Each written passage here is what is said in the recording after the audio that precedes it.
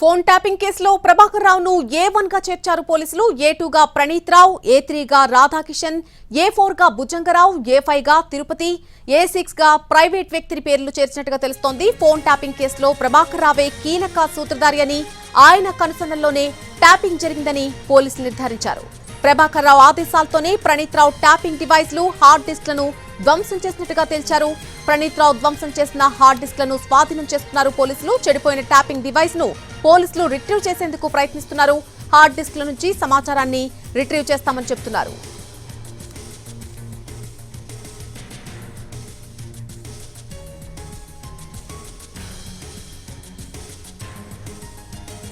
Phone tapping కేసులో ప్రభాకర్ రావును A1 గా చేర్చారు పోలీసులు. A2 గా ప్రణీత్ రావు, A3 గా రాధాకిషన్, A4 గా భుజంగరావు, A5 గా తిరుపతిని, అలాగే A6 గా ఒక ప్రైవేటు వ్యక్తి పేరును కూడా చేర్చినట్టుగా తెలుస్తోంది.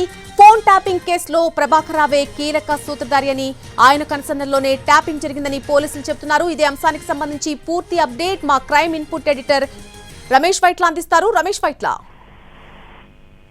ఫోన్ ట్యాపింగ్ వ్యవహారంలో అటు పోలీసుల విచారణ ఇప్పటికీ అమెరికాకు వెళ్లిపోయిన ప్రభాకర్ రావును తిరిగి రప్పించేందుకు ప్రయత్నాలు కొనసాగుతుండగా, అయితే ఫోన్ ట్యాపింగ్ వ్యవహారంలో మొత్తంగా ఎఫ్ఐఆర్ లో మొత్తంగా కీలక విషయాన్ని కూడా వెల్లడించడం జరిగింది. A1 గా ప్రభాకర్ రావు చేయడం జరిగింది, A2 గా రావు చేశారు, A3 గా రాధాకృష్ణ చేశారు, A4 గా భుజంగరావు చేశారు, A5 గా తిరుపతిని చేశారు, A6 గా మరొక ప్రైవేట్ వ్యక్తి పేరు చేశారు. అయితే ఫోన్ ట్యాపింగ్ లో ప్రభాకర్ రావే కీలకంగా ఉన్నాడు. ప్రభాకర్ రావు చెప్పిన విధంగానే ప్రణీత్ రావు చేశాడు. అంతేకాకుండా ప్రభాకర్ రావు చెప్పిన విధంగానే డివైజ్ లో మొత్తం కూడా ధ్వంసం చేయడం జరిగింది. అదేవిధంగా హార్డ్ డిస్క్ లో మొత్తంగా ధ్వంసం చేసి వివిధ ప్రాంతాల్లో పడవేశాడు ప్రణీత్ రావు. అయితే ఇప్పటికీ హార్డ్ డిస్క్ అన్నింటినీ కూడా పోలీసులు రికవర్ చేస్తున్నారు. ఆ రికవర్ చేసుకున్న హార్డ్ డిస్క్ నుంచి కూడా సమాచారం మొత్తం రిట్రీవ్ చేసే ప్రయత్నాలు కొనసాగుతున్నాయి.